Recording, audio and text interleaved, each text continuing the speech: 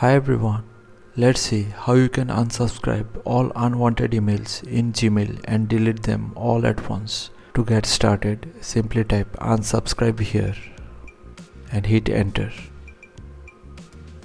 This will list all the unwanted emails present on your Gmail. Now click on this settings icon here. Then click on create filter.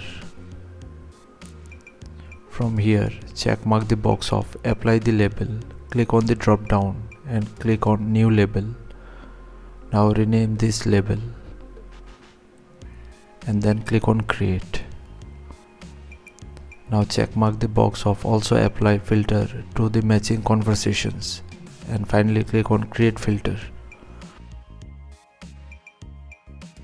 Now select the label that you just created.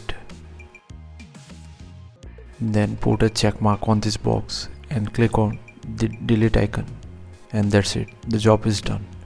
So thanks for watching. Please feel free to subscribe and support the channel if you found the content helpful. Thank you.